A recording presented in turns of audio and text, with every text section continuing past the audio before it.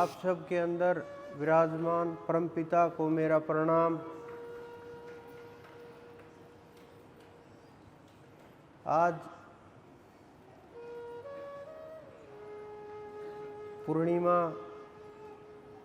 पूर्णिमा के साथ साथ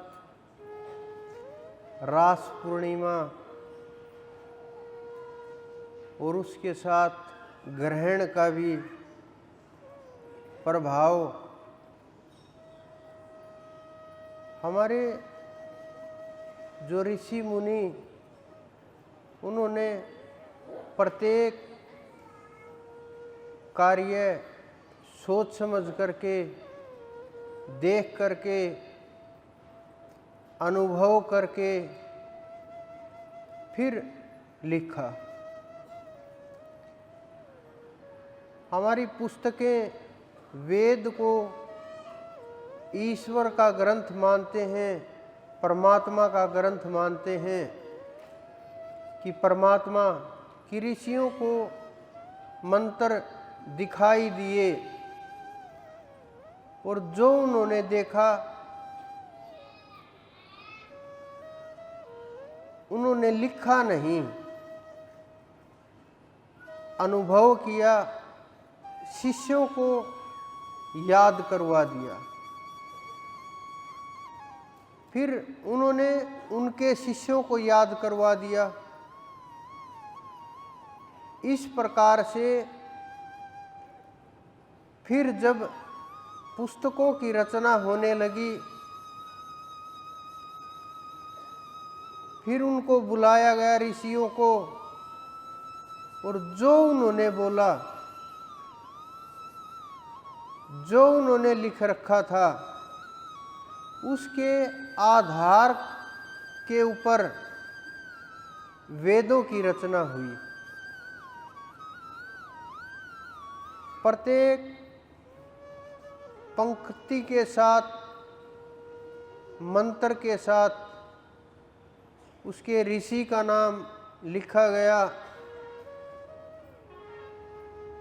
छंद का, देवता का। तो उनके अंदर जब आप एक बात दूसरे को बताते हैं तो भाव में बड़ा अंतर आ जाता है। जो बोलने का भाव होता है उसमें बहुत अलग अलग तरह के विचार आने लगते हैं।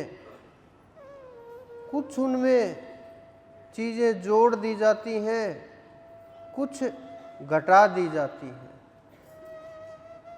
ये केवल वेदों के साथ नहीं हुआ। जिसको मुसलमान सबसे श्रेष्ठ ग्रंथ मानते हैं, कुरान,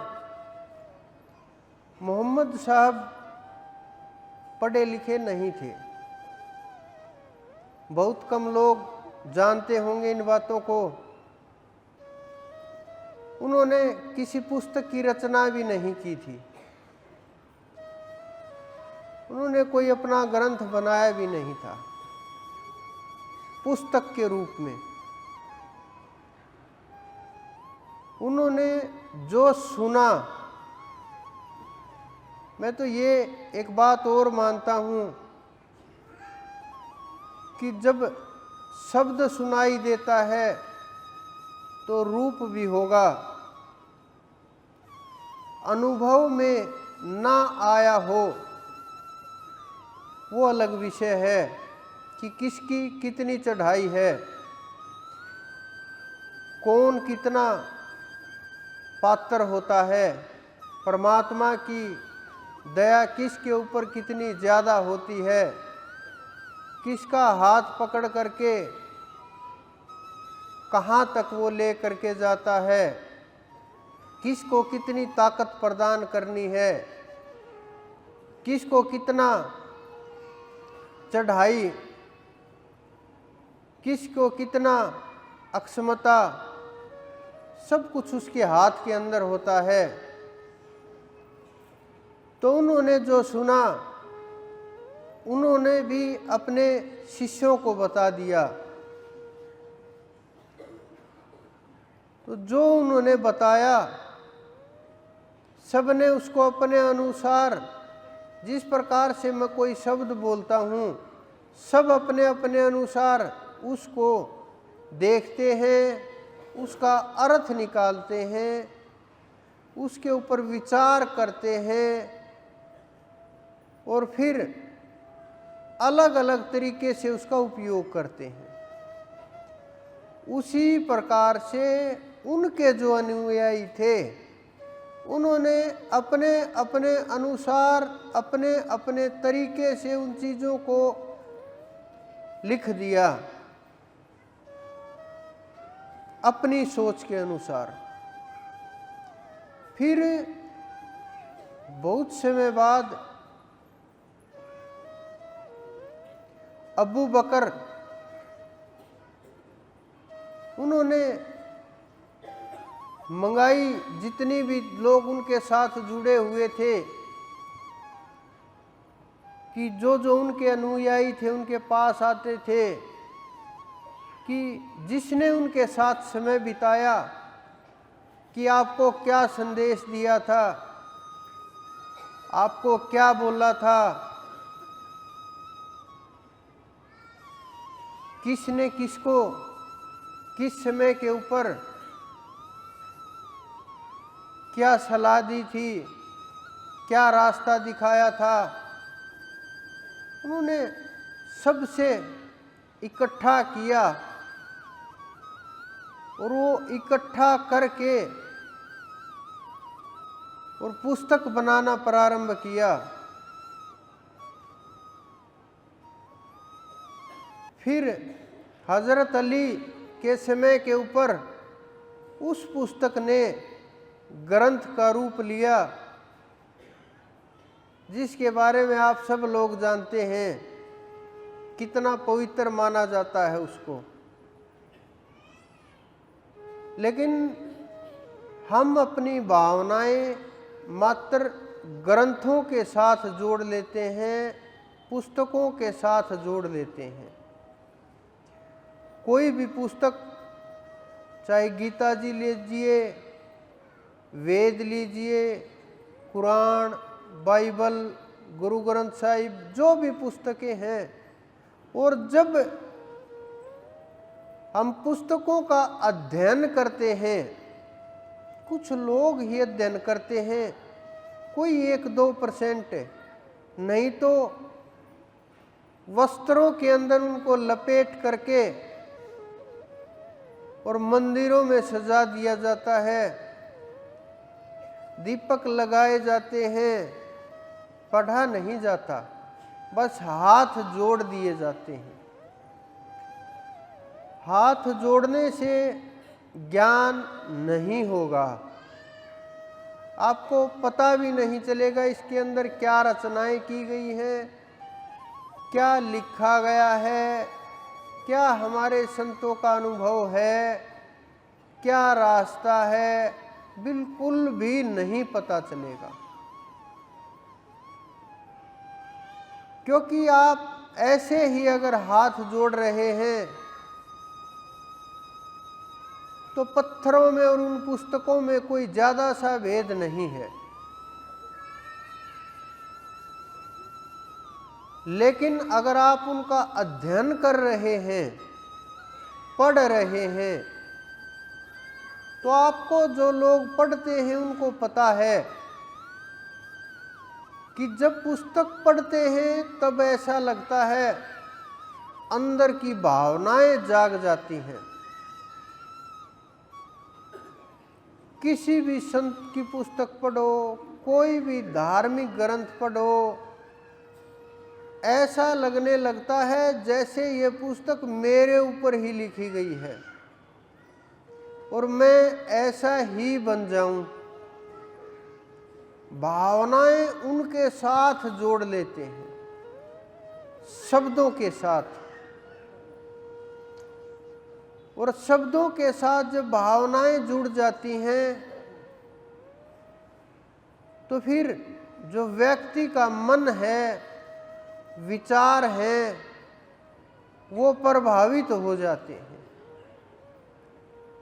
वो इतने प्रभावित हो जाते हैं कि मनुष्य को ये लगने लगता है कि मैं ही बस उसको जान सकता हूँ, मेरे द्वारा ही ये जाना जा सकता है,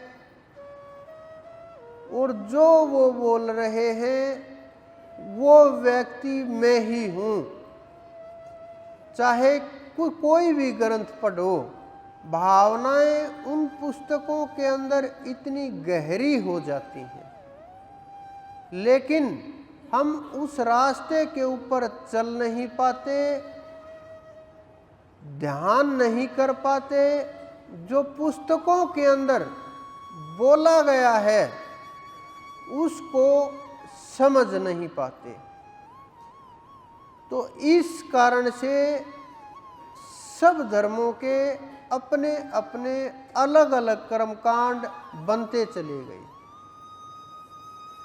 अलग अलग रास्ते दिखने लगे, मंजिलें भी अलग अलग लगने लगी, नाम भी अलग अलग लगने लगे, साधना भी अलग लगने लगी।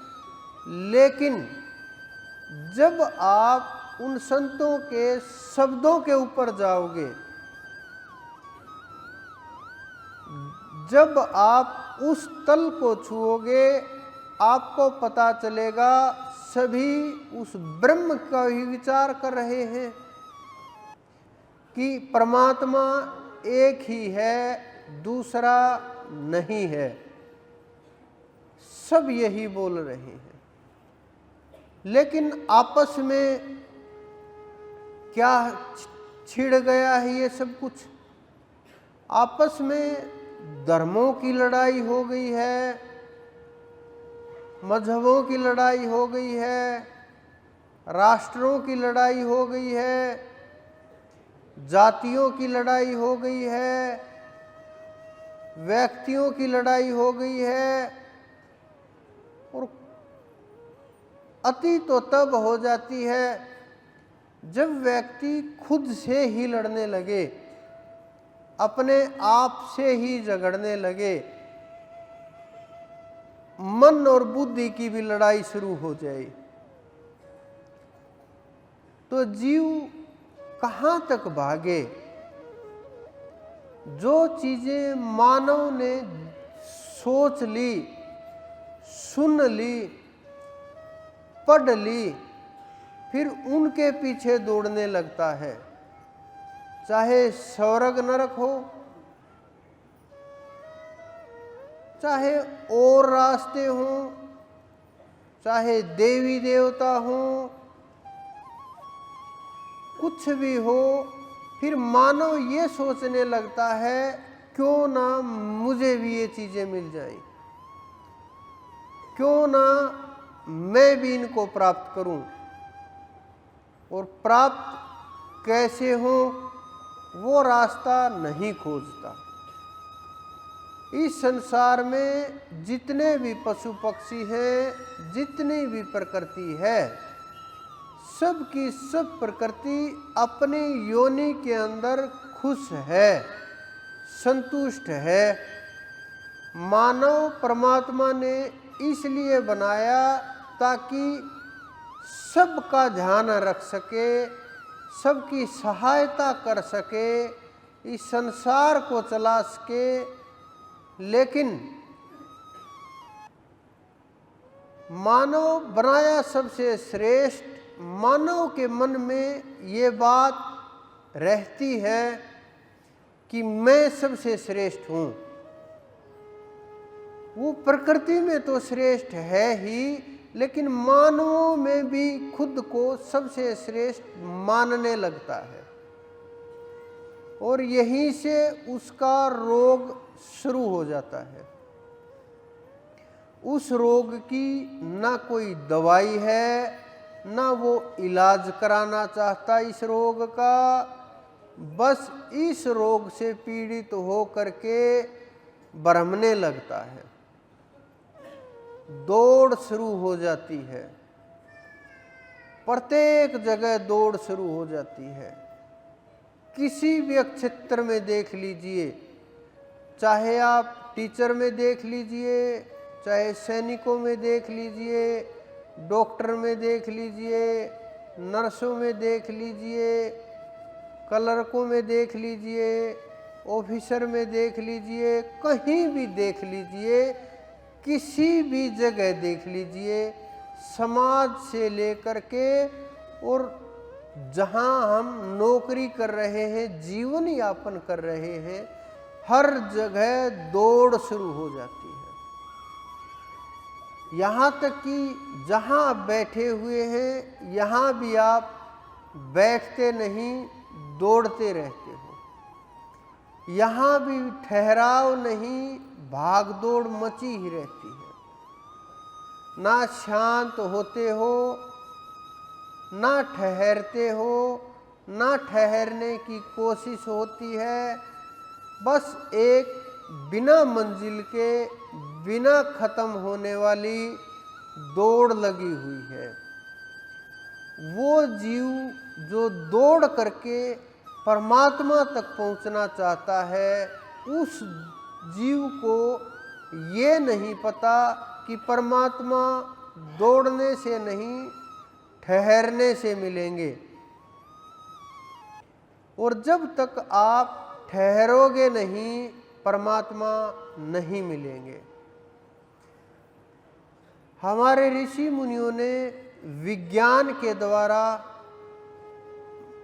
मानव कल्याण के लिए किसी न किसी तरीके से, किसी न किसी बहाने से कुछ ना कुछ नाम दे करके कि ये व्रत की उन्होंने शरीर की जो संरचना थी उसका पता किया कि शरीर के अंदर कोशिकाएं बनी हुई हैं और शरीर कोशिकाओं का बना हुआ है। करीब 36 से 38 ट्रिलियन कोशिकाएं इस शरीर को आपस में जोड़ करके रखती हैं और उनके द्वारा ये शरीर चलाया जाता है। उनके द्वारा ही जितने भी शरीर के कार्य होते हैं ये किए जाते हैं। और आपको जो ये आँखें आपकी हैं, इनके द्वारा उसको नहीं देखा जा सकता। लेकिन आज तो साइंस ने ऐसी मशीनें बना ली हैं जिनके द्वारा उनको देखा जा सकता है, गिना जा सकता है, पता लगाया जा सकता है। तो जब साइंस ने ये खोज की कि वो कोशिकाएं, प्रत्येक कोशिका के 12 अंग होते हैं आपके शरीर की तरह से और वो कार्य करते हैं, तो सोचो आपके शरीर में कितना कार्य चल रहा है। आपको तो ये पता ही नहीं कि कार्य कर कौन रहा है, कैसे हो रहा है, बच्चे से बड़े कैसे हुए, जवानी से बुढ़ापा कैसे आया, नहीं पता। लेकिन ये सारा कार्य इन्हीं कोशिकाओं के द्वारा होता है और इन्हीं से शरीर का सारा सिस्टम जुड़ा हुआ है। और ये कोशिकाएं चलती कैसे हैं? ये कोशिकाएं जो आप भोजन करते हो उससे रस निकलता है। जब आप भोजन करते हो तो भोजन का जब रस बनता है तो आपके शरीर में आलस आने लगता है। आपने देखा भी होगा कि अभी खाना खाया है, हम तो सोने जा रहे हैं, निंद्रा आ गई। क्योंकि शरीर की जो ताकत है, शरीर की जो एनर्जी है, जो शरीर के अंदर एसिड हैं, वो उसको पचाने के लिए कार्य शुरू कर देते हैं और वो शरीर आलस आने लगता है। वो कोशिकाएं भोजन ग्रहण करने के लिए दौड़ लगाना शुरू कर देती हैं। ये थोड़ी अंदर की बातें हैं, साइंस वाले लोग तो आसानी से समझ जाएंगे, लेकिन मैं बड़ी साधारण तरीके से समझा रहा हूँ। प्रत्येक जीव को ये समझ आ जाएंगी कोशिश करेंगे तो जब ये कोशिकाएं दौड़ती हैं भोजन की तरफ, इसी कारण से हमारे ऋषि मुनियों ने व्रत और उपवास के ऊपर, भोजन के ऊपर बड़ी करड़ी जो दृष्टि होती है ना, कि तेज दृष्टि, कि एक एक चीज संतुलित पकड़, कड़क तरीके से, कि कोई किसी के लिए मौका नहीं, बस जितना बोला उतना करो। क्योंकि आहार जीवन का, आप देखो बिना आहार के आपका शरीर नहीं चल सकता, लेकिन अगर बस खाते ही रहो तो भी आपका शरीर रोगी होने लगता है, अनेक रोग उसको घेर लेते हैं। तो इस कारण से उन्होंने शरीर को स्वस्थ रखने के लिए और आध्यात्म के लिए ये सबसे पहला तरीका ढूंढा। मांसाहार को क्यों मना किया? क्योंकि मांसाहार इस शरीर में कम से कम 24 से 28 घंटे लेता है पचने के लिए। फल 2 से 2.5 घंटे में पच जाते हैं, सब्जियां 3 साढ़े 3 घंटे में, अन्न 8 से 9 घंटे में। इस प्रकार से पाचन शक्ति होती है। कुछ लोग सोचते होंगे कि दूध भी तो मांस के अंदर ही आता है। ये बड़ा वैज्ञानिकों के साथ, संतों के साथ बड़ा मतभेद चलता रहता है कि फिर दूध को पूछा भी किसी ने मेरे से कि जी दूध भी तो मांस से ही निकलता है, उसी से बनता है, तो वो शुद्ध कैसे हुआ? वो तो शुद्ध नहीं हो सकता, फिर तो उसका भी ग्रहण नहीं करना चाहिए। क्यों पिए हम दूध फिर? अनेकों अनेक सवाल हैं जिनके प्रश्न आप लोग खोजते हो, लेकिन जवाब तक नहीं पहुंच पाते। उसी प्रकार से ये प्रश्न है।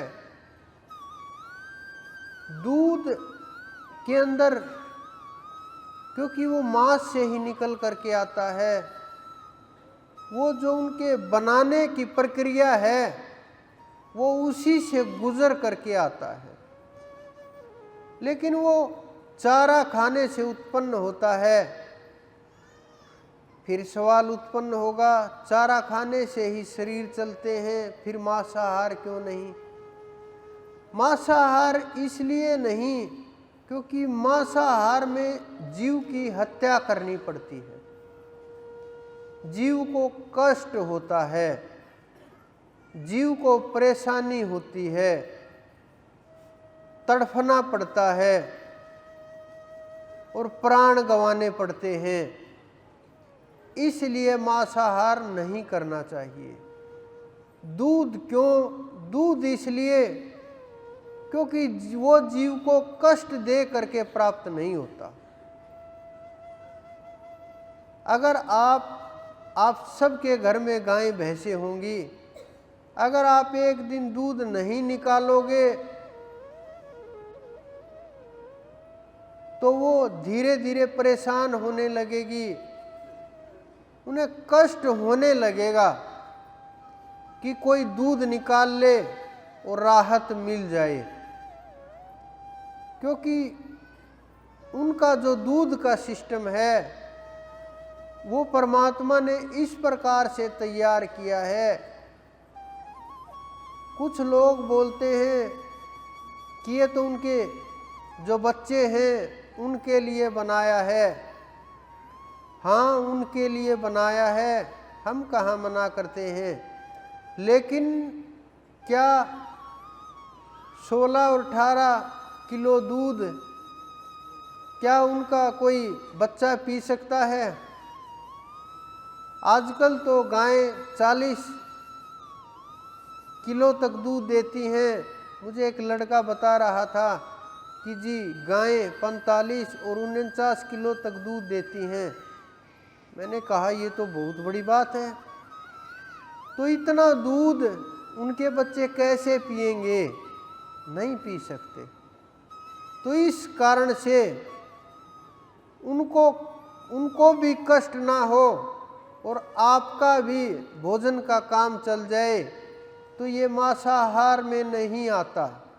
उस श्रेणी से इसको इसलिए निकाल दिया गया क्योंकि ये बिना कष्ट दिए प्राप्त होता है, बिना परेशान किए प्राप्त होता है। जिस प्रकार बुद्ध ने बोल दिया, किसी ने प्रश्न किया कि मांसाहार करना चाहिए या नहीं करना चाहिए, उन्होंने बोल दिया कि मरे हुए जानवर का मांस खाने से कोई नुकसान नहीं होता, कोई दोष नहीं लगता।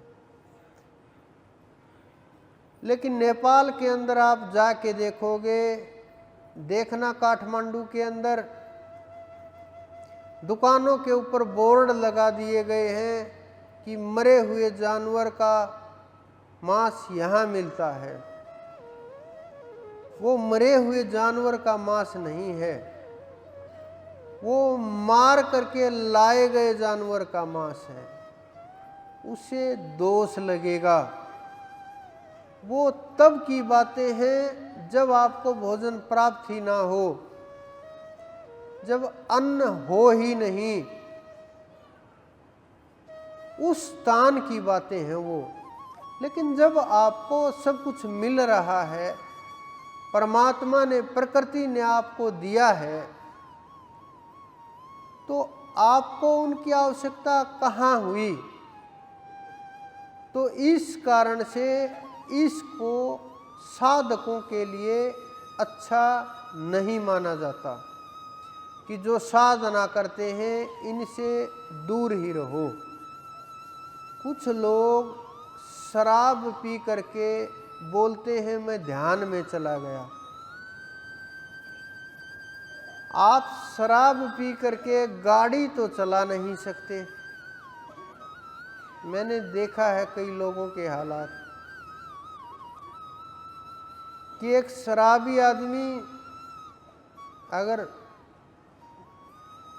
बाइक से जाएगा तो खुद मरेगा, अगर ऑटो चलाएगा तो दो चारों को ले जाएगा, अगर वही शराबी बस चलाएगा तो 50-40 को तो निपटा ही देगा। अगर उसी के हाथ में ट्रेन दे दी जाए तो जब वो अपने जीवन को नहीं चला सकता, अपनी जिंदगी को नहीं चला सकता, अपने सांसारिक रास्ता तक तय नहीं कर सकता, वो आध्यात्मिक रास्ता कैसे तय करेगा? क्योंकि उनका तो बुद्धि के ऊपर बड़ा प्रभाव होता है। मानव को पता ही नहीं चलता, होश ही नहीं रहता। तो इस कारण से हमारे ऋषियों ने बहुत सोच समझ करके आप लोगों के लिए ये रास्ते दिखाए, ये रास्ते खोले और इन रास्तों के ऊपर चलने के लिए बोला। इसलिए उन्होंने आहार के ऊपर नियम बनाया कि एक ही समय भोजन करना चाहिए, ताकि वो व्यक्ति, उसकी ऊर्जाएं, कोशिकाएं, ये कोशिकाओं को जब अन्न नहीं मिलता, रस नहीं मिलता, तो ये जो मरी हुई कोशिकाएं हैं उनको खाने लगती हैं। फिर वो समाप्त हो जाती हैं। फिर जो नसों के अंदर जमी हुई है वसा, जो ये नसों की ब्लॉकेज है और कारण है, इन चीज़ों को खाने लगती है। फिर जब वो चीज़ें समाप्त हो जाती हैं, फिर जो आपके शरीर के रोग उत्पन्न करने वाली चीज़ें हैं उनको वो खाने लगते हैं। फिर जब वो समाप्त हो जाती हैं तो ये समय को भी खाने लगती हैं। ये कोशिकाओं का जाल है, कोशिकाओं का खेल है, ये कोशिकाओं की रचना है। मैं पढ़ रहा था कि अभी एक व्यक्ति ने अपने शरीर के ऊपर काम किया है कि उन्होंने अपनी 20 साल जो आयु है वो कम की है। सारा का सारा खेल कोशिका परिवर्तन का है। उन्होंने कोशिकाओं के ऊपर कंट्रोल करके और अपनी आयु को रोक करके आयु कम करने की कोशिश की, यानी कोशिकाओं को युवावस्था में ले करके गए उनके ऊपर काम करके। तो ये कोशिकाओं का जो खेल है ये हमारे साइंटिस्ट तो अब जानने लगे हैं 150 वर्ष पहले, लेकिन हमारे ऋषि मुनि वेदों के समय से जानते हैं, गीता के समय से बोलते आए हैं कि उसी का ये साधना सिद्ध होगी जो न ज़्यादा खाने वाला है न कम खाने वाला है। श्री कृष्ण जी ने बोली है ये, लेकिन बातों के ऊपर ध्यान नहीं देते उनके कि उन्होंने क्या बोला है। बस हाथ जोड़ दिए गीता जी के सामने, चल गया काम, हो गए हम आध्यात्मिक और खुल गया रास्ता। तो इस कारण से उन्होंने एक समय के भोजन की बोली है कि एक समय भोजन करना चाहिए। फिर लोगों का काम इससे भी ना चला तो उन्होंने बोला 2 समय भोजन कर लो, कम से कम भोजन के बीच में 10 घंटे 8 घंटे का फासला तो चाहिए, अंतराल तो चाहिए, या बस लगे ही रहोगे। लेकिन लोगों का इससे भी काम नहीं चला। फिर क्या हुआ कि 3 समय भोजन करने लगे। अब उस 3 समय में भी काम नहीं चलता। बीच में बाजार में चले जाते हैं और बाजार में इतनी अच्छी अच्छी मिठाइयाँ, इतने अच्छे अच्छे जो स्टॉल लगाए गए हैं खाने पीने की वस्तुओं के, तो मन तो ललचा ही जाता है।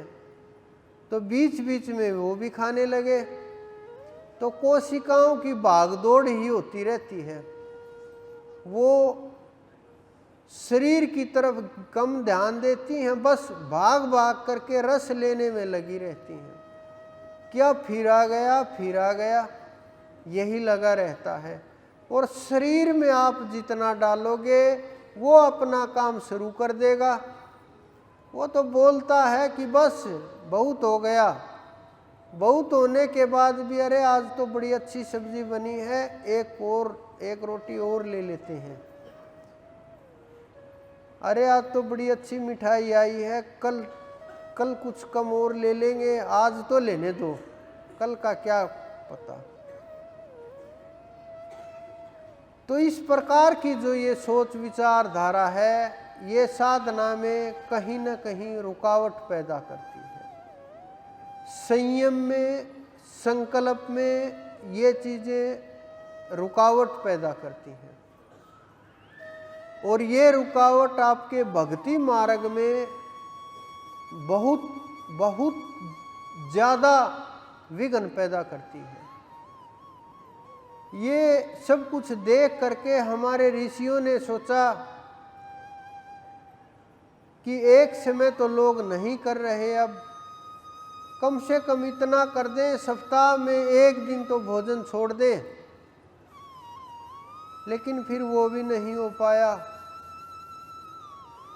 फिर उन्होंने क्या किया कि 4 नवरात्रे बना दिए कि कम से कम साल में 1 महीना तो भोजन छूट ही जाएगा, शरीर फिर से क्रिया में आ जाएगा और फिर से शरीर के अंदर जो कमियां हैं वो पूरी हो जाएंगी। लेकिन लोग उनको भी नहीं कर पाए। फिर उन्होंने सोचा कि 2 बार तो करेंगे ही, कि 6-6 महीने में 2 बार कर लेंगे, बीच में एकादशी वगैरह पूर्णिमा वगैरह जोड़ देते हैं। ये ऋषि मुनियों के खेल हैं। ये जितने व्रत हैं ये आपको शरीर को, रचना को शरीर की सही करने के लिए हैं। ये नहीं कि आप नहीं, अगर एक दिन व्रत करोगे जन्माष्टमी का, नहीं खाओगे, तो परमात्मा आपके द्वार के ऊपर आकर के कहेंगे अरे बड़ा तपस्वी है, मुझे तो आज अवतार लेना था, अगर भूखे नहीं रहते तो अवतार कैसे लेता। ये उनके लिए नहीं है, ये कोई देवों के लिए, देवियों के लिए भी नहीं है। ये आपके शरीर के लिए, आपको आध्यात्म के साथ जोड़ने के लिए है कि आप किसी भी तरीके से कुछ भी मान करके, मन में श्रद्धा उत्पन्न हो करके, कैसे भी करके आप बस इस भूख के ऊपर, शरीर के ऊपर, जीवन के ऊपर नियमों का प्रभाव हो और कोशिकाओं के ऊपर प्रभाव हो और आप आध्यात्म की तरफ बढ़े और शरीर रोग मुक्त रहे। कुछ लोग तो बेचारे इतना खा लेते हैं। मेरे पास आया एक कि जी मैं तो गाड़ी चलाते चलाते सो जाता हूँ। मैंने कहा थोड़ा कम खाया करो, कि जी कम ही खा रहा हूँ, लेकिन बस एक आधी बार हो जाता है ज़्यादा, कि 3 टाइम ही तो भोजन करता हूँ। मैं बोला 2 टाइम भोजन किया करो, कि नहीं जी मुझसे नहीं रहा जाएगा 2 टाइम में। तो वो लोग शरीर के साथ खेलते हैं, जीवन के साथ खेलते हैं, रोगों में खो जाते हैं और बीमारियों में इतने फंस जाते हैं, निकल नहीं पाते। तो ये शरीर के रोगों को दूर करने के लिए ऋषियों ने जो विज्ञान बनाया था, हम उस विज्ञान को ना समझ करके बस मान लेते हैं कि हाँ इससे देवी खुश होगी, इससे विष्णु जी खुश होंगे, इससे वो देवता खुश होगा, इससे हनुमान जी खुश होंगे।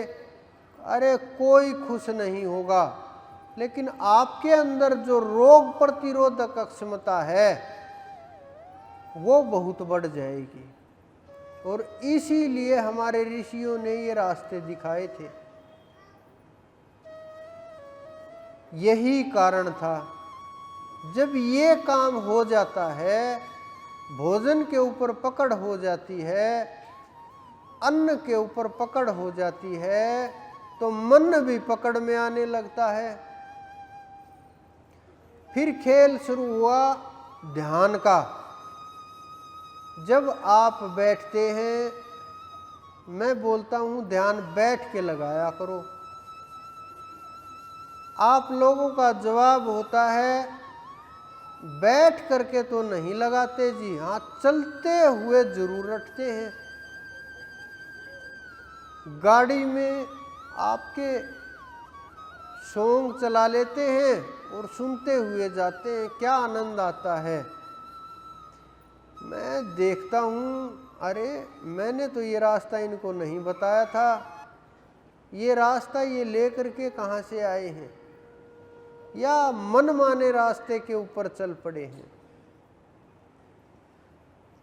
क्योंकि मनमाना रास्ता मंजिल के ऊपर नहीं जाता, परमात्मा तक ले करके नहीं जाता। मनमाना रास्ता आपको संसार में खो देता है।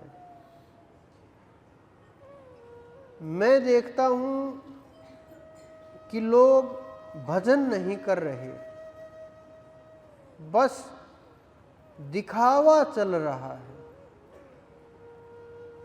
ये आप लोगों की बात नहीं हो रही, मैं उनकी बात कर रहा हूँ जो बड़े बड़े ये बोलते हैं हम तो विश्व के ऊंचे स्थानों के ऊपर बैठे हुए लोग हैं, कि वो माला घुमाते रहते हैं, मन का फेरते रहते हैं, चलता रहता है।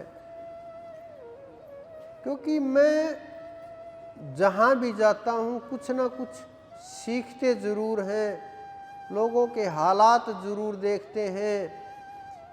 जो बड़े बड़े संत बने हुए हैं, जिनको आप इतना बड़ा मानते हो, बड़े बड़े नेता ऑफिसर जहाँ लेट करके प्रणाम करते हैं, मैं देखता हूँ उनकी हालत।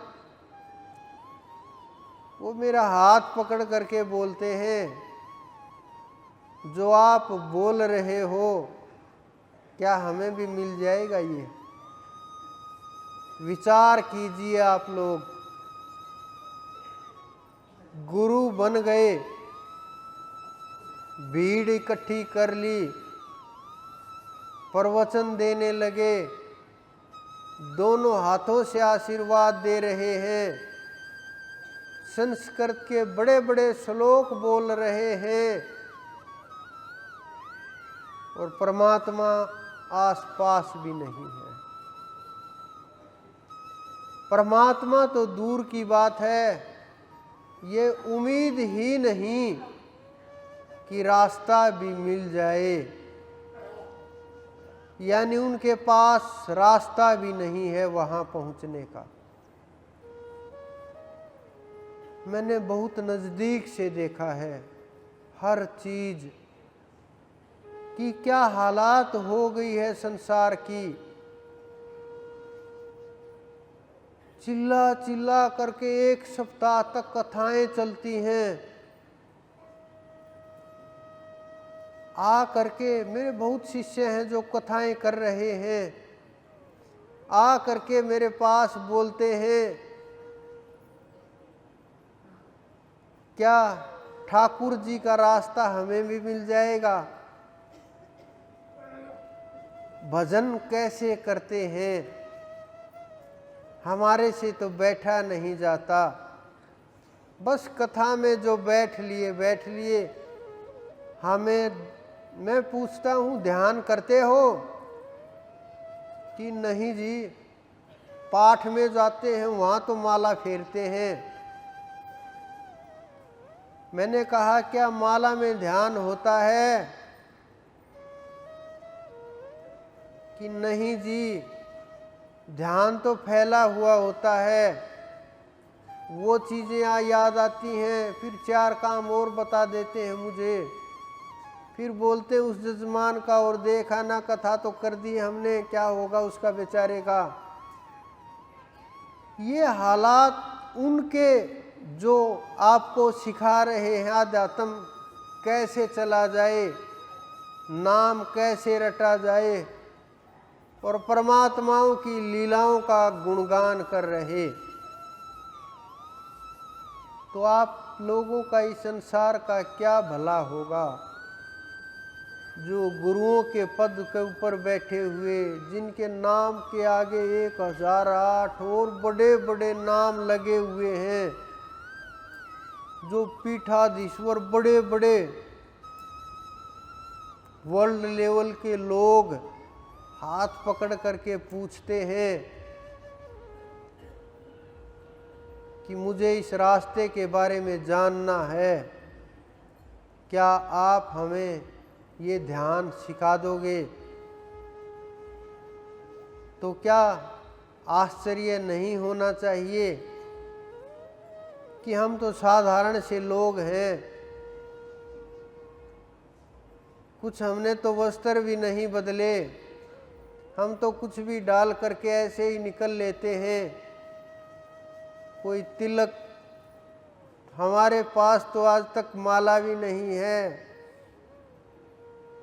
तो मैं तो बोल भी देता हूँ कि आपके ऊपर समाज की जिम्मेवारी है, लोग आपसे उम्मीदें करते हैं, लोग आपके पास आते हैं आपके वस्त्रों को, आपके पद को देख करके, तो क्या उम्मीदें करें हम आपसे? कम से कम ये दिखावा तो मत करो। फिर छोड़ दो सब कुछ, बोल दो लोगों को कि हमें नहीं पता उस तत्व का, हम उस सार को, ब्रह्म को नहीं जानते, फिर भी आना है तो आइए, वो अलग विषय है। लेकिन भ्रमित तो मत कीजिए, आप मेरे से योग सीखने की बोल रहे हैं। परमात्मा को ये सवाल कि क्या वो मिल जाएंगे, मैंने कहा ये सवाल तो आपको करना ही नहीं चाहिए। इस सवाल का तो वस्त्र बदलने के बाद अर्थ ही खत्म हो जाता है। तो ये उन लोगों के हालात हैं, जब आप परमात्मा को खोजने के लिए निकलोगे, आपके सवालों का जवाब देने वाला नहीं मिलेगा कोई, आपकी संशयों को खत्म करने वाला नहीं मिलेगा कोई, भ्रमित करने वाले, भटकाने वाले मिल जाएंगे, रास्ता दिखाने वाला नहीं मिलेगा, मंजिल बताने वाला नहीं मिलेगा। कोई किसी के पीछे दौड़ रहा है, कोई किसी के पीछे दौड़ रहा है, कोई फर्क नहीं है, क्योंकि सांसारिक लोग छोटी वस्तुओं के लिए भाग दौड़ कर रहे हैं और वो लोग बड़ी वस्तुओं के लिए भाग दौड़ कर रहे हैं, लेकिन परमात्मा नजदीक नहीं है। किस प्रकार से जीव वहां तक जाएंगे, लेकिन संत जो होते हैं वो अपने साथ जीवों को ले करके आते हैं, अपने साथियों को ले करके आते हैं, और वो नाम के द्वारा, अपनी भक्ति के द्वारा, अपने भाव के द्वारा, अपने प्रेम के द्वारा और गुरु मुख होने के साथ ही वो उस नाम के प्रचार का जो काम करते हैं, वो नाम की ताकत जो संसार के अंदर फैलाते हैं, जो नाम का गुणगान संसार के अंदर करते हैं, उससे लाखों लाख जीव जागने लगते हैं और उस मार्ग पर चलने लगते हैं, साधना करने लगते हैं और गुरुमुख हो जाते हैं। क्योंकि जो गुरुमुख हो गए, वो ये मत समझो कि हमारा ही कल्याण हो जाए बस। जो गुरुमुख जीव हो गए, जिनका गुरु से प्यार हो गया, ज़्यादा नहीं, जितना आप अपने बच्चों से प्यार करते हो, बस इतना काफ़ी है। अगर इतना भी ना हो पाए तो आप जितना अपनी वस्तुओं से प्यार करते हो, जितना आप समझो आपकी वस्तुएं, गाड़ी, फोन, सांसारिक वस्तुएं, जितना आपका उनके साथ जुड़ाव है, अगर इतना गुरु के साथ जुड़ाव हो गया तो भी आपका कल्याण हो जाएगा। अगर इतना भी ना हो सका तो जितना आप जानवरों से प्रेम करते हो, कम से कम इतना तो चाहिए कि जानवरों से हम इतना प्रेम करते हैं कि उसकी एक एक क्रिया का पता होता है। जानवर कभी ये नहीं बोलता कि मैं बीमार हो गया हूँ, वो ये नहीं बोलता कि मुझे स्नान करवा दो, वो ये नहीं बोलता मुझे भोजन की आवश्यकता है, वो ये नहीं बोलता धूप में मुझे छोड़ाओ, वो ये नहीं बोलता धूप लग रही है छांव में मुझे बांध दो। नहीं, आप समय देखते हो। तो आपका और गुरु का जो रिश्ता है, क्या जानवरों जितना भी प्यार नहीं कर सकते क्या आप? अगर आप इतना भी कर पाए तो कल्याण को कोई रोक नहीं सकता, क्योंकि उनकी आत्मा, आप जब पुस्तकों को, हमारे संतों को उठा करके देखोगे, ग्रंथों को उठा करके देखोगे, हमारे एक एक संतों ने उदाहरण दिया है। ब्रह्मज्ञानी ऊंच से ऊंचा, नानक जी ने बोली है कि जो ब्रह्मज्ञानी होते हैं वो ऊंच से ऊंचे, कि ऊंचे से भी ऊंचे स्थान के ऊपर बैठे हुए हैं, कि इतने ऊंचे स्थान के ऊपर वो बैठे हुए हैं, वो आकाश में चले गए हैं। आकाश के अंदर उस तत्व को उन्होंने पा लिया जिसके बाद कुछ भी खोना और पाना शेष नहीं है, कोई भेद नहीं रहता। इसी कारण से हमारे संतों ने बोला कि ध्यान गुरु का करो, क्योंकि वो वही तत्व है, वही हमारे संत हुए। लेकिन उन्होंने रास्ता दिखाया,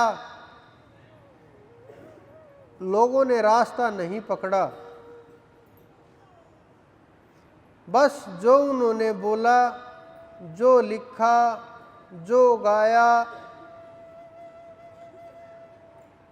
उसी को सुन सुन करके मस्त होने लगे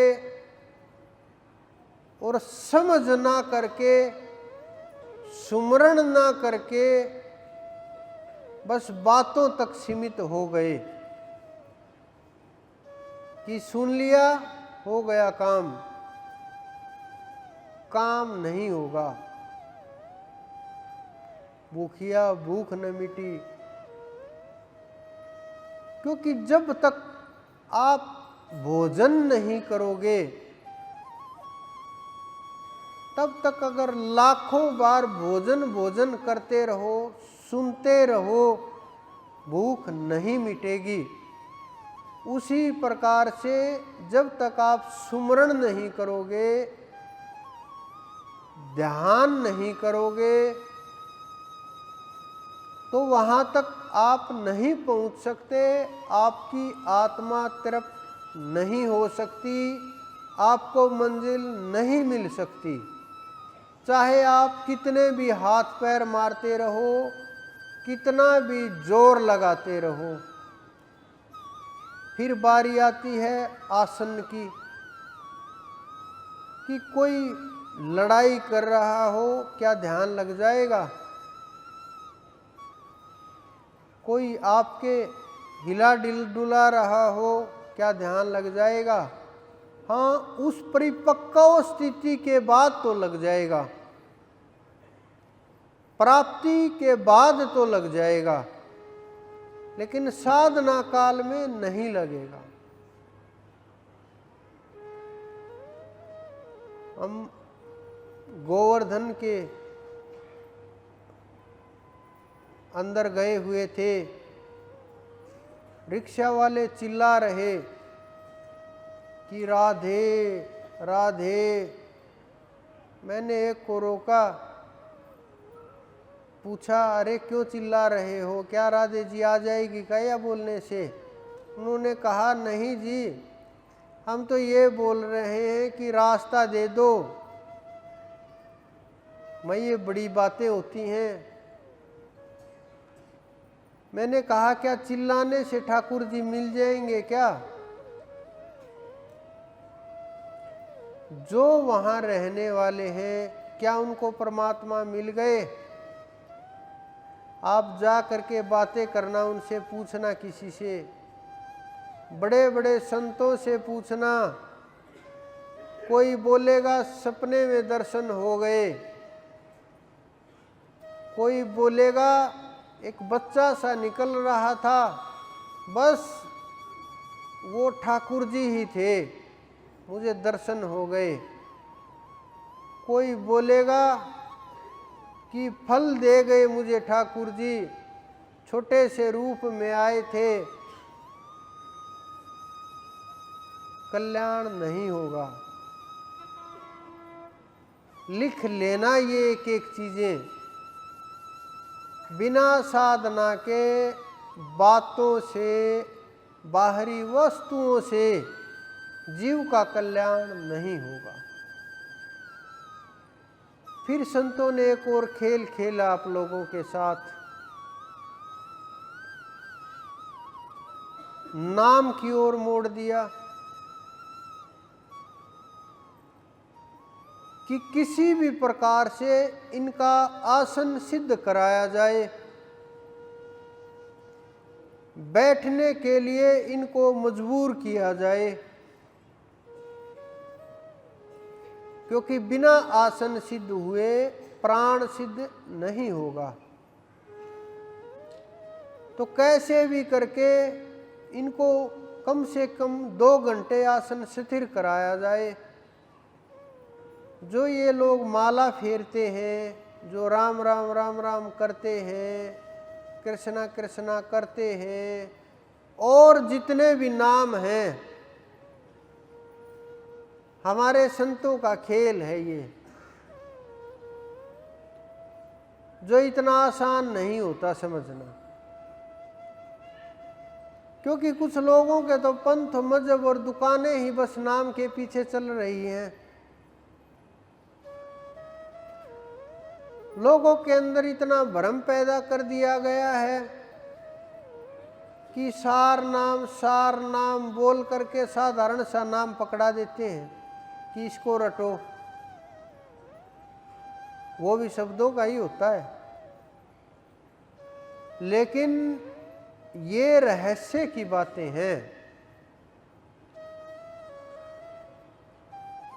इसका अर्थ आपके आसन को सिद्ध करना है।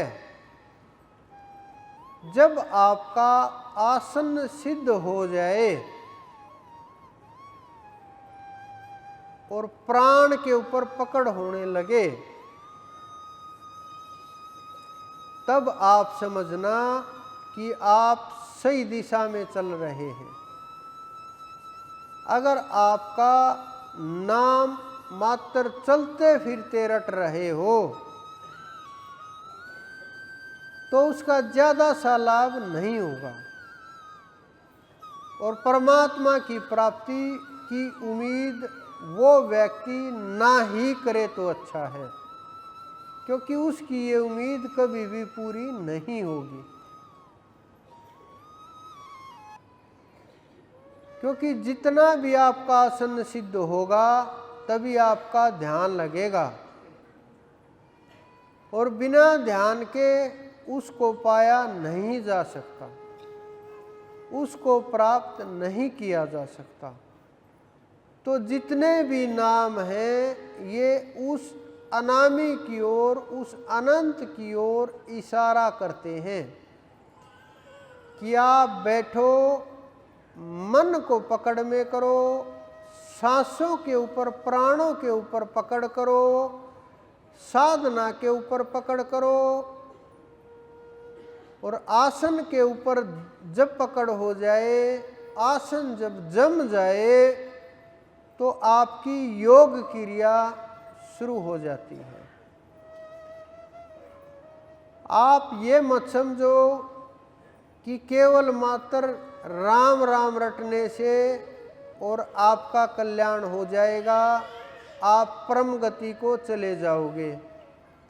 इस भ्रम को तोड़ दो और साधना की शुरुआत करो। क्योंकि जो लोग बोलते हैं कि जी बैठते नहीं, बस चलते चलते रटते रहते हैं, अब आप समझ गए होगे चलने में और बैठने में कितना भेद होता है। नाम जप करने का कितना प्रभाव बैठने का होगा, कितना चलने का होगा। क्योंकि बैठने का जो प्रभाव होगा वो उसका कोई ताकत और जोड़ है नहीं। आप एक सप्ताह कथा करोगे, सुनोगे, और अगर आप 7 मिनट भी उसके नाम को रट लोगे तो वो नाम रटना ज़्यादा ताकतवर होता है। एक सप्ताह कथा सुनने यानी लगभग 50 घंटे लग जाते हैं एक सप्ताह में आने जाने में, और ज़्यादा भी हो जाता होगा। तो इतना समय और वो 7 मिनट भारी पड़ेंगी। क्योंकि नाम की जो ताकत आप कम समझते हो, नाम की ताकत कम नहीं होती। नाम की ताकत इतनी होती है, इतनी होती है, छोटे मोटे ये रोग और दोष अपने आप ही दूर हो जाते हैं। जब गुरु की तरफ आप जुड़ते हो, गुरु के शब्द के अनुसार चलते हो, तो उन ताकतों का अनुभव आपको होने लगता है, सौपन में नहीं। कोई ये मत समझ लेना सौपन में 4 चीजें दिखी। कुछ लोग तो इसी झंझट में फंसे रहते हैं कि आज सौपन में हनुमान जी आए, शनिवार था, इसका क्या अर्थ निकलेगा। आज नवरात्रे थे, देवी आई सौपन में, जागे और खत्म। सौपन में आप कौन सा काम नहीं करते, ये बताओ मुझे। सौपन में भोजन भी कर लेते हैं, क्या सुबह उठ करके भूख नहीं रहती क्या आप लोगों को। सौपन में भोग विलास भी हो जाता है, क्या तृप्त हो गए क्या आप। सौपन में आपकी नौकरी भी लग जाती है, क्या चले गए क्या ड्यूटी पे आप। सौपन में शादी भी हो जाती है, क्या हो गई क्या शादी। सुबह उठोगे, कोई भी सौपन हो, अच्छा हो बुरा हो, जब आपकी आंखें खुलेंगी 1 मिनट में आपके समझ में आ जाएगा, अरे ये तो सौपन था, और आंखें खुली सौपन गायब। उसी प्रकार से ये संसार संतों ने सपना बोला है कि जब आपकी आंखें खुलेंगी ये सब गायब हो जाएगा जो आपको दिखाई दे रहा है। ये नहीं कि लोग मर जाएंगे, संसार समाप्त हो जाएगा, कोई रोग दोष आ जाएगा, भूखमरी नहीं, आपकी नजरों से समाप्त हो जाएगा, आपकी दृष्टि बदल जाएगी, आपकी सोचने की जो क्षमता है, जो समझने की जो क्षमता है वो बदल जाएगी।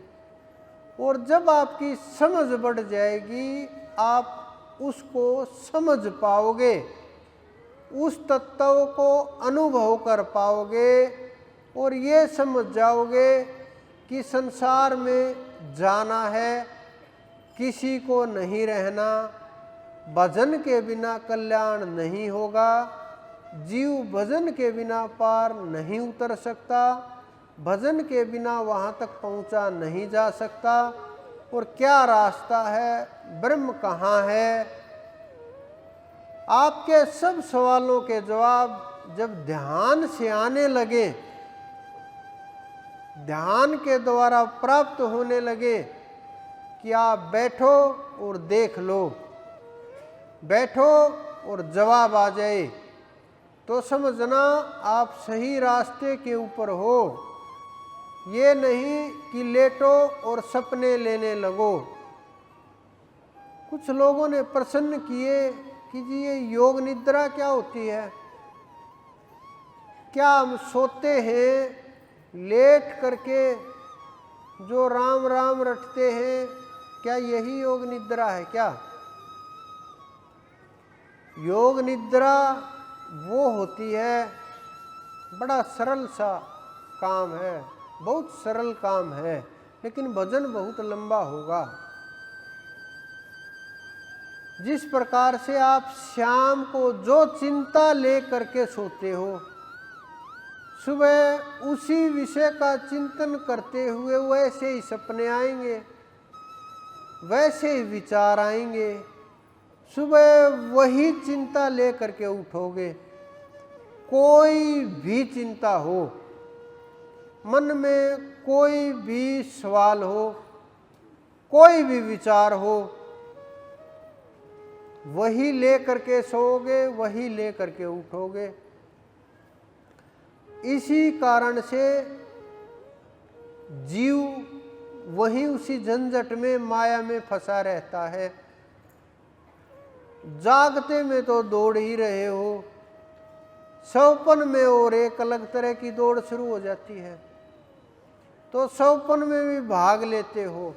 किसी के पीछे कोई जानवर लग लेता है, किसी के पीछे कोई, किसी को राक्षस दिखाई देते हैं, किसी को देवता, कोई भागता रहता है। खिलाड़ी रात में भी सौपन में भी प्रैक्टिस करते रहते हैं, दौड़ते रहते हैं।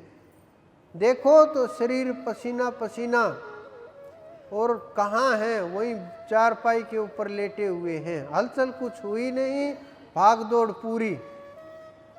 वही संसार का खेल है, वहाँ एक कदम भी नहीं उठे आध्यात्म की तरफ, और आपने मान लिया हमने पूरी भाग दौड़ कर दी, और अब तो बस मेरा परमात्मा के ऊपर हक ही हो गया है, अब तो मेरा अधिकार ही हो गया, अब तो मुझे मिलना ही चाहिए। कि मैं तो इतने दिन से रट रहा, मैंने कहा आसन लगाया, नहीं जी आसन तो नहीं लगाया। मैंने कहा और क्या किया भाई, कि जी चलते फिरते हुए तो कुछ तो कर ही रहे हैं भाई, ये चलते फिरते हुए काम नहीं चलेगा, और इससे आप अपनी खोज नहीं कर पाओगे, अपने आप को नहीं जान पाओगे, अपनी पहचान नहीं हो पाएगी। ब्रह्म का जो ये पर्दा है ये नहीं हटेगा, जो ये ब्रह्म का की जो ग्रंथि है ये नहीं टूटेगी। ब्रह्म नहीं टूटेगा तो आप किस प्रकार से उस परमात्मा तक पहुँचोगे, किस प्रकार से आप खोज करोगे, जब आपका आसन सिद्ध नहीं होगा। लेकिन हमने अलग ही तरीके की साधनाएं बना ली, अलग ही तरीके से साधना शुरू कर दी, अलग ही तरीके से सोचने लगे, अलग ही तरीके से काम शुरू कर दिए, अलग ही तरीके से नाम जपना शुरू कर दिया, अपने मन के अनुसार साधना चल गई। फिर ये अपने मन के अनुसार साधना चलेगी तो वो परमात्मा नहीं मिलेंगे। कुछ लोग बोलते हैं कि जी कलयुग में परमात्मा मिल जाएंगे। बहुत से साधकों ने मुझसे ये प्रश्न किया, जो लोग वैराग्य में हैं उन्होंने भी, जिन्होंने वस्त्र धारण कर लिए उन्होंने भी, जो प्रयास में है उन्होंने भी। तो इसका प्रश्न का केवल एक ही जवाब है, परमात्मा कोई युग नहीं देखता, परमात्मा कोई समय नहीं देखता, परमात्मा आपकी साधना देखता है, परमात्मा आपका भाव देखता है, परमात्मा आपने जो क्रिया की है उसको देखता है।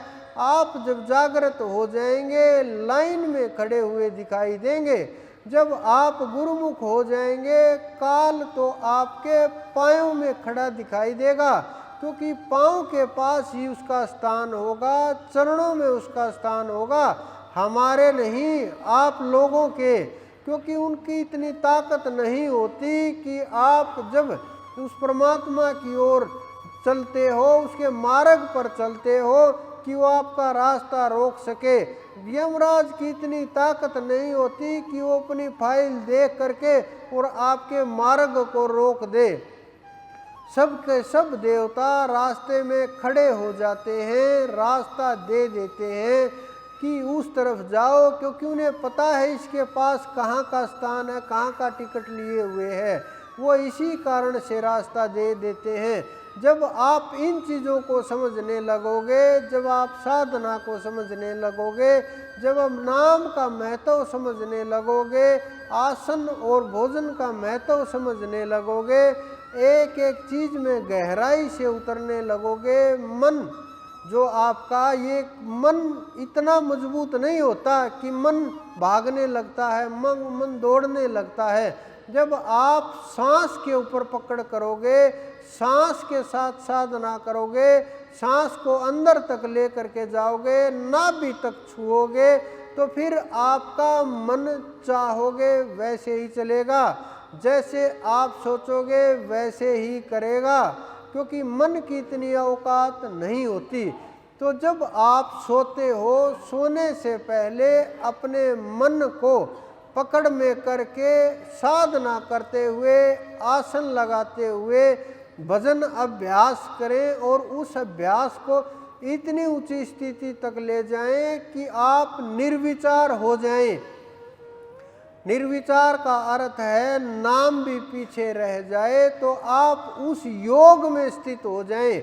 उस योग में स्थित होने के बाद जब आप बैठ करके निंद्रा निकल जाए या लेट करके निकल जाए, कोई फर्क नहीं पड़ता, शरीर लेटो बैठो, लेकिन अंदर में यह विचार उत्पन्न नहीं होना चाहिए मुझे लेटना है, बैठना है, सोना है, विचार नहीं। सब विचार समाप्त करके आप ध्यान में चले जाओगे और उसी ध्यान के अंदर जब आप सुबह जागोगे तो आपका योग लगा हुआ मिलेगा, आपकी साधना होती हुई मिलेगी। नाम जप कर रहे हो तो नाम जप, उठोगे तो नाम जप होता मिलेगा। अगर निर्विचार हो तो निर्विचार मिलोगे। आपके शरीर के ऊपर इतना प्रभाव हो जाएगा, आपको समय दिखने लगेगा। मन कितना भी भागे, मन कितना भी दौड़े, एक पल एक इंच भी इधर उधर नहीं होगा, क्योंकि मन का जो खेल है वो बड़ा नहीं है। बस हमने इसको बड़ा मान लिया कि ये बहुत बड़ी ताकत है और ये हमारे काबू में नहीं आएगा, हम कैसे काबू करें, कैसे इसके ऊपर पकड़ बनाएं। लेकिन जब आप साधना करोगे, मन कुछ भी चीज़ नहीं है, कुछ भी नहीं है, मन की तो राख हो जाएगी। मन को इतना बड़ा मत मानो कि ये काबू में नहीं आएगा, लेकिन ये काबू में तब तक नहीं आएगा जब तक आप बताए अनुसार साधना नहीं करोगे, विधि के द्वारा साधना नहीं करोगे, सांसों के द्वारा साधना नहीं करोगे। फिर आपको ये मन दबाता चला जाएगा, आपको रोकता चला जाएगा, आपको अधीन करके रखेगा, आपके ऊपर पकड़ बना करके रखेगा। लेकिन अगर आप सांसारिक चीज़ों के अंदर फंसे रहे, जो इस प्रकार से लोग इतने गहरे फंस गए हैं कि छोटा सा उनसे कोई पद ले लिया जाए छटपटाने लगते हैं, पद दे दिया जाए बड़े खुश हो जाते हैं। क्या सांसारिक पदों का लेन देन ही जीवन है? क्या यही खुशी और दुख का कारण है? क्या संसार में ही हम बड़े छोटे होते हैं? क्या इन चीज़ों से इस आत्मा को कोई ताल्लुक है? क्या बाहरी वस्तुओं का जो आप सोच रहे, जो देख रहे, जो पूजा पाठ कर रहे, इस आत्मा का कोई ताल्लुक है? जब आपका इस शरीर का आत्मा से कोई ताल्लुक नहीं है तो इन बाहरी वस्तुओं का किस प्रकार से ताल्लुक हो सकता है? लेकिन हम इन बाहरी वस्तुओं से इतना गहरे से चिपक गए हैं कि छोड़ नहीं पा रहे। तो आप साधना की सबसे जरूरी आवश्यकता है। इस कारण से मैं बार बार बोलता हूँ, सत्संग कोई मनोरंजन का काम नहीं होता कि मनोरंजन के लिए होता है, कुछ मनोरंजन हो जाए, कुछ मन को अच्छा लगे, कुछ गायन हो, कुछ और, ये मनोरंजन का काम नहीं है। मनोरंजन के काम बहुत हैं, आपके घर भी मनोरंजन के साधन बहुत हैं, बाहर भी मनोरंजन के साधन बहुत हैं, लेकिन सत्संग मनोरंजन का साधन नहीं है। सत्संग जागने का साधन है, सत्संग सत्य का संग है, सत्संग परमात्मा तक ले जाने का रास्ता है, सत्संग सब रोगों का विनाश कर देने का रास्ता है, सत्संग आपकी सुख और समृद्धि का रास्ता है, सत्संग आपको जगाने का मार्ग है, सत्संग आपको ब्रह्म बनाने का मार्ग है, सत्संग आपके शरीर के अंदर जो इतने कष्ट पैदा होते हैं, जो जन्म जन्मांतर के कर्म संस्कार पड़े हुए हैं, उनको काटने का नाम सत्संग है। क्योंकि इन चीज़ों के बिना जब तक अनंत अनंत जन्मों के कर्म समाप्त नहीं होंगे, नाम जब तक आप इस नाम को रट करके इन कर्म संस्कारों को नहीं काटोगे, नहीं समाप्त कर दोगे, तब तक इस जीवन में और अगले जन्मों में छटपटाहट ही चलती रहेगी। लेकिन जब आप इस नाम की तलवार को लेकर के सारे बंधनों को काट दोगे, तो जो नाम को रटने वाले हैं, जो परमात्मा के साधक हैं, जो उस अनंत के साधक हैं, जो परमात्मा, जब आप देखो आपके बच्चों के विषय में कोई कुछ बोल दे, आपको कितना बुरा लगता है, आप कितना दुखी परेशान होते हैं। क्या इतना परेशान कोई आपके इष्ट के बारे में बोल दे कभी हुए हैं? क्या आपके गुरुओं के बारे में कोई बोल दे इतना परेशान हुए हैं? क्या आप उनसे इतने जुड़े हुए हैं? क्या आपकी भावनाएं इतनी मजबूत हैं? ये सब सवाल आप अपने आप से पूछिए। कुछ लोग जो साधना कर रहे हैं, जिन्होंने प्रयास किया है, वो जानते हैं इन रहस्यों को, और जो इन रहस्यों को जान लेता है वो परमात्मा के नज़दीक चला जाता है, गुरु के नज़दीक चला जाता है। वहाँ ना किसी धर्म का बंधन होता है, ना कोई मजहब का बंधन होता है, ना कोई राष्ट्र का बंधन होता है, ना कोई शरीरों के बंधन होते हैं। कोई बंधन नहीं रहता वहाँ कोई छोटा बड़ा नहीं होता, क्योंकि वो अपने समान ही बना देता है और वो कोई दूसरा नहीं रहता। गुरु और शिष्य में कोई भेद भी नहीं रहता प्राप्त होने के बाद, क्योंकि वो उसी का रूप हो जाता है, उसी की छाया हो जाती है, उसी की तरह से हो जाता है। जिस प्रकार से एक फैक्ट्री के अंदर कोई सामान बनता है, वो मशीन अनेकों सामान बनाती है, एक जैसा ही सामान बनाती चली जाती है।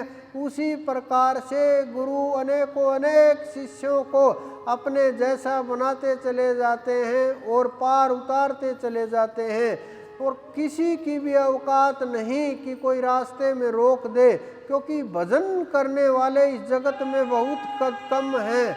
क्योंकि भजन के अंदर इतनी ताकत और क्षमता होती है, जो भजन करेगा उसको कोई रोक नहीं सकता।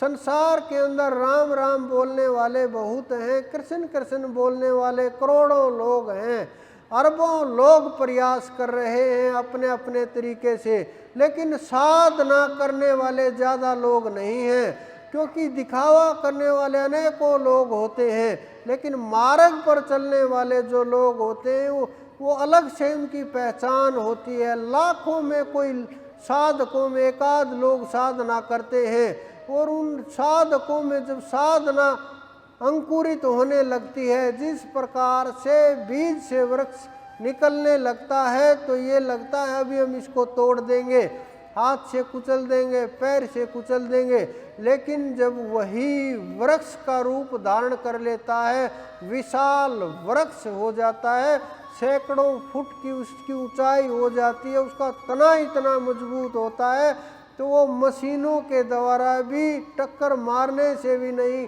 मानव के द्वारा तो कैसे कुचला जाएगा, मशीनों द्वारा भी मुश्किल से तोड़ा जाता है। तो इतना ताकतवर हो जाता है किससे? उस बीज मात्र से। तो जो ये नाम का बीज आपके हृदय के अंदर जब अंकुरित होगा, भक्ति का वृक्ष इतना मजबूत हो जाएगा, चाहे संसार टक्कर मारता रहे, हिलाता रहे, आपको बोलता रहे, कुछ भी करता रहे, आपके ऊपर प्रभाव नहीं होगा। क्योंकि ये वृक्ष इतना मजबूत जब आपके हृदय में विशाल रूप ले लेगा, फिर सोचना नहीं पड़ता। जब हमारे संतों ने यही तो उपदेश दिया, इसी के मार्ग के ऊपर तो चले। क्योंकि हमारे संतों का वृक्ष, वो भक्ति का बीज इतना मजबूत हो गया, संसार उन्हें हिला ही नहीं पाया। किसी को जहर दिया, किसी को मारने का प्रयास किया, किसी को किसी तरीके से परेशान किया, कहीं दीवार गिरा दी गई, कहीं कुछ कर दिया गया, कहीं डुबोने का प्रयास किया, कहीं पशुओं से कुचलवाने का प्रयास, कुछ भी। लेकिन उन्होंने अपने भक्ति का रास्ता नहीं छोड़ा।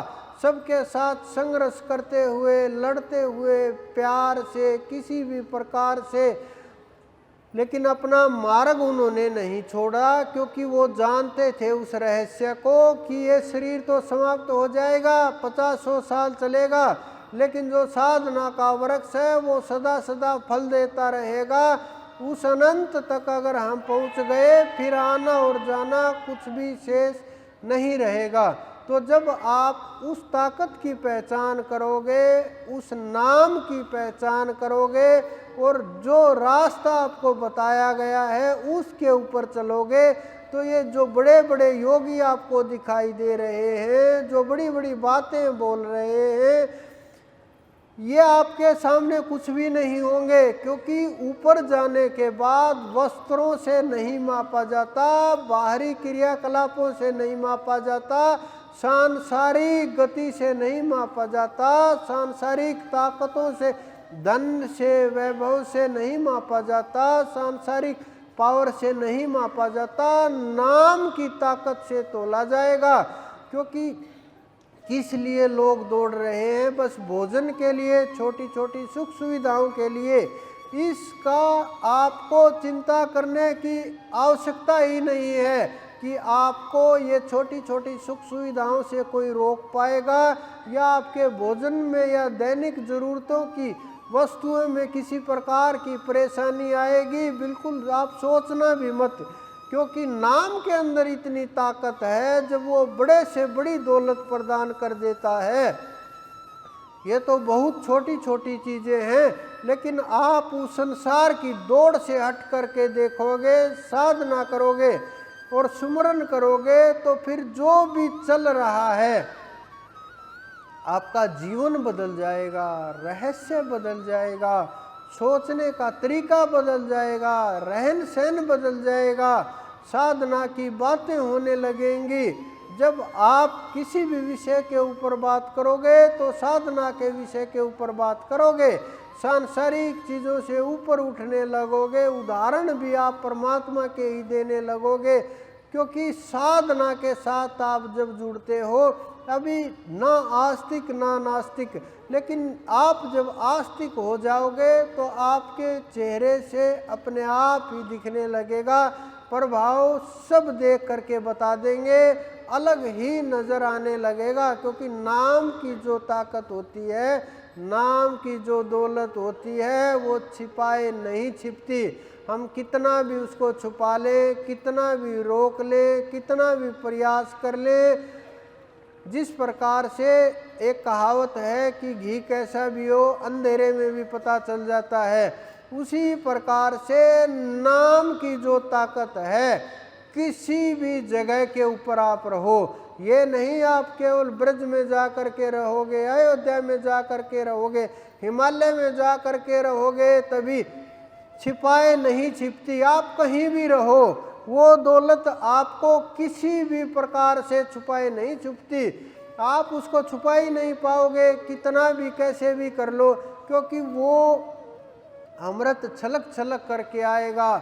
शब्द में इतना तेज होगा आपके आसपास जहाँ रहोगे वहाँ पवित्रता शुरू हो जाएगी, वहाँ लोग जीवन मुक्ति का अनुभव करने लगेंगे, भय मुक्त होने लगेंगे, डर दूर होने लगेगा। तो ये नाम की जो ताकत है इसको पहचानने का प्रयास कीजिए, कोशिश करें। आज जो रास पूर्णिमा है, कुछ लोग रास के विषय में ही सुनने के लिए आए हैं। गुरु मुख हुए बगैर रास में प्रवेश किसी जीव का नहीं हो सकता। कितना भी प्रयास करें, अगर आप समझते हो कि शरीरों का मिलना रास है तो ये आपका भ्रम है। आत्मा और परमात्मा का मिलना रास है।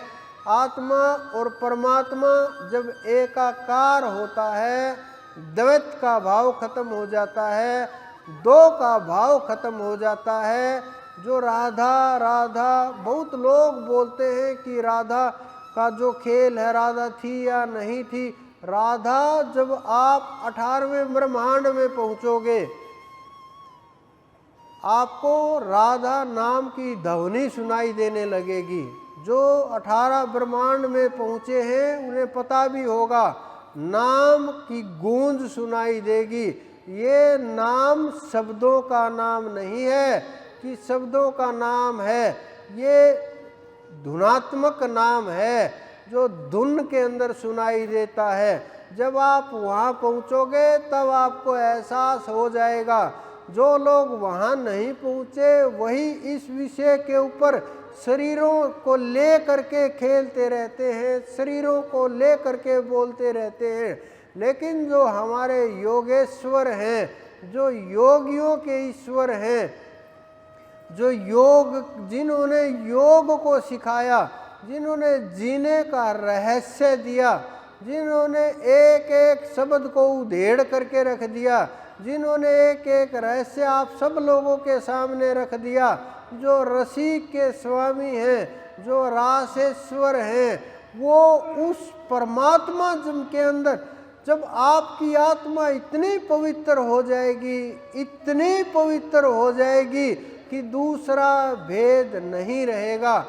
जब आप 18 ब्रह्मांड के ऊपर पहुँचोगे तो वो परमात्मा आपको नजर आने लगेंगे और अनुभव होने लगेगा। और जब आप उसको पार करोगे ब्रह्मांड को, तो नाद बदली हो जाएगा। जब नाद बदली होगा, नाद के साथ साथ नाम बदली हो जाएगा, नाम के साथ साथ रूप भी बदली हो जाएगा। और फिर खेल शुरू होगा आत्मा और परमात्मा का। जो 18 से 21 ब्रह्मांड के बीच जो खेल होता है, जो वो आत्मा अनुभव करती है, जो मिलन का उन्हें परम आनंद मिलता है, जो उस चढ़ाई में ध्यान में जो उन्हें अनुभव होता है, उसको जो मंजिल जब प्राप्त होती है, ये रास का जो वर्णन है, ये 18 और 21 ब्रह्मांड के मध्य जो खेल चल रहा है उसका खेल है। लेकिन हमने इसको और ही रूप दे दिया। हम संसार में ही फंस गए कि स्त्री और पुरुष का मेल ही रास है। कुछ लोग तो रास को वैसे ही कुछ भी बोलने लगे, इसका महत्व ही नहीं समझ पाए। कुछ लोग राधा को ही नकारने लगे। राधा, मैं उस राधा का जिक्र नहीं कर रहा जिसके पीछे आप भाग रहे हैं, जिसको आप मान करके बैठ गए हैं, जिसको आप मंदिरों के अंदर पूजते हो, जिसको आप श्री योगेश्वर के साथ खड़ी कर दिया। मैं उस राधा का जिक्र नहीं कर रहा, मैं उस नाद का जिक्र कर रहा हूँ जो धीरे धीरे 13 से गूंजना शुरू हो जाता है और 18 तक खुल करके सामने आ जाता है बिल्कुल। लेकिन जो नहीं पहुँचे, साधना नहीं की, जिन्होंने चढ़ाई नहीं की, जो 21 ब्रह्मांड जहाँ हमारे संतों ने डेरा डाला है, जहाँ हमारे संत पहुँचे हैं, वहाँ तक जो नहीं पहुँचे, उनके सामने इन बातों को बोलना बेवकूफ़ों वाली हरकतें होंगी। तो आप जब साधना करोगे तो ये रास आप भी अनुभव कर सकते हैं, लेकिन उसमें आयु का कोई विधान नहीं कि युवा अवस्था होनी जरूरी है या बचपना जरूरी है या वृद्धावस्था जरूरी है। वहाँ चढ़ाई देखी जाती है, भजन देखा जाता है, सुमरण देखा जाता है, तेज देखा जाता है, पवित्रता देखी जाती है। वो मापने का तरीका ही अलग है। आप किसी भी प्रकार से चढ़ जाइए, लेकिन जब आप वहाँ चढ़ जाते हैं तो आपको उस चीज़ का अनुभव होता है, आपको पता चलता है हम कहाँ आए हैं, इस आत्मा में कितना तेज है, आपको अनुभव होने लगेगा उड़ने का। लोग शरीर छोड़ करके चले जाते हैं उस अवस्था में, क्योंकि वहाँ शरीरों का ज़्यादा सा महत्व नहीं रहता। तो जब ये आत्मा सब शरीरों को तोड़ करके आगे बढ़ती है, उसका नाम रास है। और जो परमात्मा के साथ कि इस समय के ऊपर रास हुआ, वो समय वही है कि जब अंत समय होता है, जब वहाँ पहुँचते हैं तो फिर कुछ खोना और पाना शेष नहीं रहता। उस महारास में इस धरा के ऊपर हैं कुछ आत्माएं, ज़्यादा नहीं हैं, 2-4 बड़ी मुश्किल से वो आत्माएं होंगी, और इससे ज़्यादा कोई रसिक इस धरा के ऊपर नहीं है। चाहे कोई गुरु बना हुआ है, चाहे कोई अवतार का वेश धारण किए हुए है, चाहे कोई कितनी ऊंची स्थिति बोल रहा है, चाहे कुछ भी कह रहा है, लेकिन रास में प्रवेश इस धरा के ऊपर 800 करोड़ के आसपास लोग होंगे, लेकिन 2-4 लोगों का ही रास में प्रवेश है। ये नहीं कि वहाँ केवल स्त्रियों का कि शरीर का महत्व है कि जो पुरुष है वहाँ प्रवेश नहीं होता। वो पुरुष और स्त्रियाँ वहाँ जा करके स्त्री का रूप धारण कर लेती हैं सब आत्माएं। जो ये पुरुष हैं ये मत समझना कि वो पुरुष हैं, हम नहीं जा सकते। सब आत्माएं एक ही रूप धारण कर लेती हैं। इसी कारण से रास का जब वर्णन आता है, ये कहा है कि बहुत सी गोपियां बहुत सी, लेकिन परमात्मा एक, और सब स्त्रियां पुरुष एक। इसका यही रहस्य हुआ कि आत्माएं अनेकों हैं, अनेकों आत्माएं हैं, लेकिन परमात्मा एक ही है। अनेकों गोपियां, यानी ये आत्माएं गोपियां जो अपनी इंद्रियों को पी गए, जिन्होंने अपने सब कुछ पकड़ में कर लिया, मन के ऊपर काबू में कर लिया, तो आप उस स्थिति तक पहुंचने का प्रयास कीजिए। बाहरी वस्तुओं में अगर आप फंसेंगे तो ये हमारे आयुर्वेद के अनुसार, संसार के अनुसार कुछ दवाएं ऐसी होती हैं जो चंद्रमा को देख करके अपना लाभ देती हैं, कुछ दवाएं सूर्य को देख करके लाभ देती हैं। अलग अलग प्रकार से किरणों का प्रभाव होता है, अच्छा और बुरा। ये आयुर्वेद का प्रभाव होता है, दवाओं का प्रभाव होता है, वो तो विषय ही अलग है। लेकिन अगर आपको रास में प्रवेश चाहिए तो आप साधना शुरू करो और 21 ब्रह्मांड तक की चढ़ाई कीजिए, और फिर आ करके मुझे बताइए। हम बताएंगे आपने कितनी चढ़ाई कर रखी है, और आप ही बोलने लगोगे। आपके शब्द को बोलते ही लोग ही बताने लगेंगे, क्योंकि शब्द में इतना तेज हो जाएगा। आपका शब्द किसी से कटेगा नहीं, शब्द किसी से नहीं टूटेगा, जो बोल दोगे वही हो जाएगा। साधना का तेज इतना होगा, शब्द को कोई रोक नहीं पाएगा, चाहे अच्छा बोल दो चाहे बुरा बोल दो, क्योंकि बोलने वाले आप नहीं होगे। आपकी स्थिति इतनी ऊंची होगी, सब कुछ करने वाला वो परमात्मा होगा, आप तो मात्र माध्यम बन जाओगे। उस समय के ऊपर आप में, हम में और उसमें कोई भेद नहीं रहेगा, सब के सब एक प्रकार के जीव हो जाते हैं। इसी कारण से परमात्मा ने किसी भी गोपी के अंदर भेद नहीं किया, सबको समान समझ करके सबके साथ समान व्यवहार किया। यानी सबकी सब आत्माएं बराबर हैं, चाहे स्त्री हो चाहे पुरुष हो, वहाँ जा कर के वही एक प्रकार की हो जाती हैं। आप ये मत समझो कि आप स्त्री हो तो वहाँ भी स्त्रियाँ रहेंगी, कि आप पुरुष हो तो वहाँ भी पुरुष रहेंगे। वहाँ ना स्त्री है ना पुरुष है, वहाँ तो समान है, सब कुछ एक समान हो जाएगी। आत्मा ही आत्मा है बस, और कुछ नहीं है।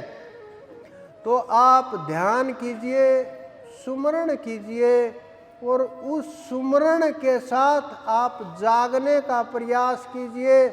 अगले प्रोग्राम का तो आपको पता ही है, पूर्णिमा को है, शायद 27 का। तो आप ध्यान कीजिए, सुमरण कीजिए, आसन और भोजन के ऊपर अपनी पकड़ बनाइए। आप सबके अंदर विराजमान उस परमपिता परमेश्वर, मेरे गुरु, मेरे इष्ट को मेरा बार बार प्रणाम।